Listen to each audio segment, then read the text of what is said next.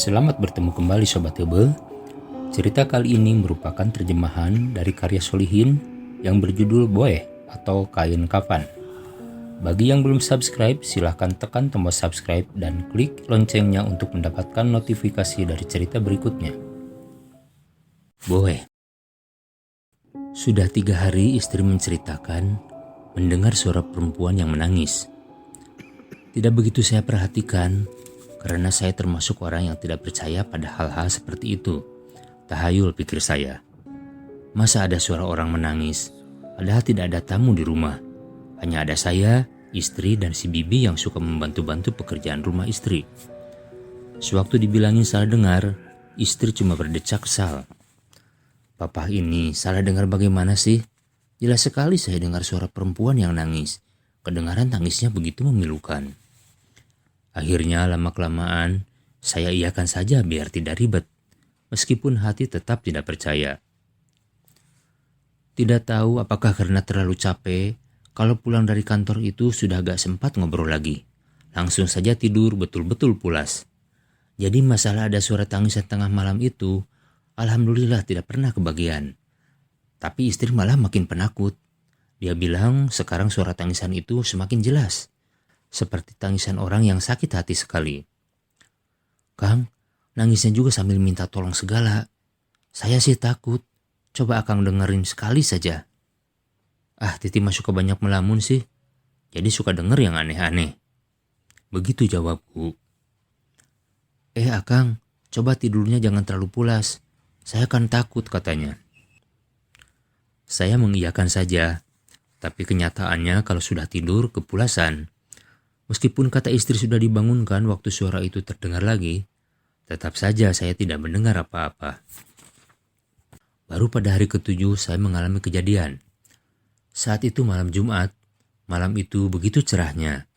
Tidak ada tanda-tanda mau hujan. Namun suasana sepi, tidak ada orang yang lewat dan angin terdengar cukup keras. Sebetulnya saya bermaksud mau menjemput ibu, tapi dicegah oleh istri. Katanya sih takut. Lagi pula pengaruh malam Jumat menambah rasa seram buat yang penakut. Walaupun agak kesal menurut juga sama permintaan istri. Mungkin pengaruh kesal tadi, rasa kantuk jadi hilang. Acara TV ditonton sampai acara film terakhir. Saat berbaring mau tidur, istri sudah tertidur pulas. Saya tatap wajahnya, terlihat pucat. Bisa jadi karena kurang tidur, terganggu oleh suara tangisan. Kasihan sekali. Selimutnya saya betulkan. Tiba-tiba saya tersentak kaget mendengar suara orang yang menangis. Bulu kuduk langsung berdiri. Mungkin betul apa yang diceritakan Titi. Makin didengarkan, makin jelas. Suaranya sih suara perempuan, tangisannya tersendat. Saya membuka jendela kamar, tapi ternyata tidak ada suara yang terdengar dari luar. Jendela ditutup lagi, bergegas keluar ke halaman belakang kamar. Kalau ada gelandangan yang nangis di halaman belakang. Suara tangisan terdengar lagi, tapi jelas sekali arahnya dari kamar saya. Bulu kuduk berdiri. Setengah berlari saya masuk lagi ke kamar.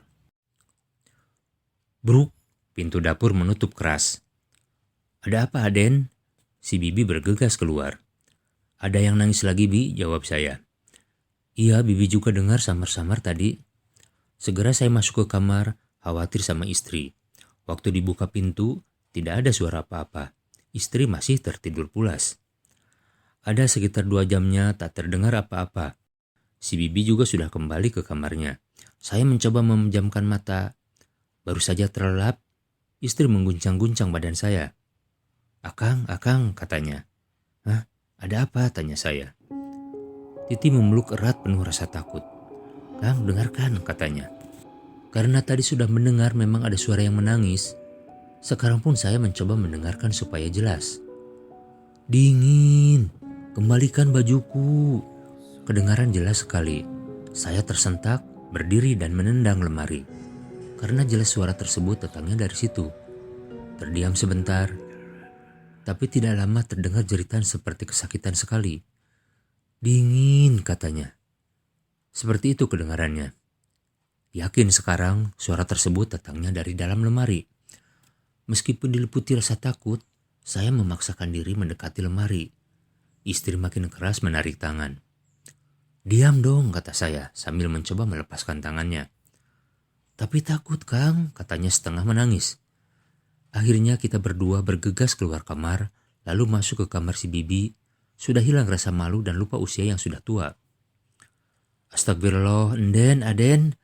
Si Bibi terkejut melihat kedatangan kita.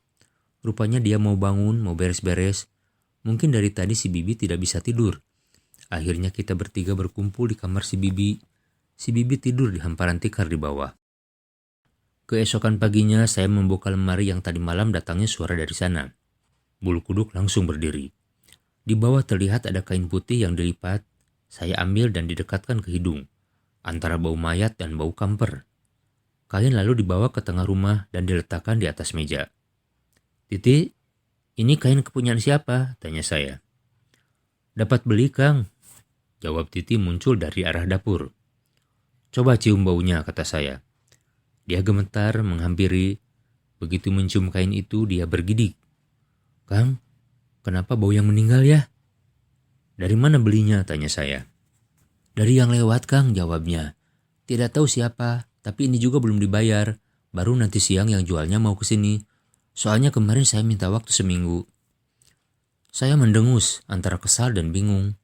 Tidak bisa mengerti kok bisa ada kain berbau mayat dalam lemari dan tiap malam terdengar suara yang menangis. Betul saja menjelang siang ada yang nagih uang kain. Saya tanyakan dari mana dia mendapatkan kain itu. "Beli dari teman, Pak," jawabnya. "Dari siapa?" bentak saya mendesaknya. Sementara itu saya lihat si Bibi memanggil tetangga dan anak-anak Tarka. Tidak lama sudah banyak orang di dalam rumah. Akhirnya dia mengakui kalau itu adalah kain kafan yang digali dari kuburan baru, bersekongkol dengan penjaga kuburan. "Kuburan siapa?" tanya saya. "Kuburan Neng Mina, Pak. Gadis yang meninggal jatuh ke jurang dari mobil." Bulu kuduk berdiri lagi. Pantas tiap tangisnya bilang, "Dingin, dingin." Saya menyerahkan urusan itu ke kepolisian. Selama seminggu di rumah diadakan tahlilan untuk menenangkan hati kami. Makanya jangan gampang tergoda beli barang murah. Kalau buat spray mah beli saja ke toko, kan banyak. Istri hanya tertunduk merasa bersalah. Alhamdulillah tidak terdengar lagi suara yang menangis. Cuma malam ke-8 saya bermimpi didatangi gadis cantik yang tersenyum sambil mengucapkan terima kasih.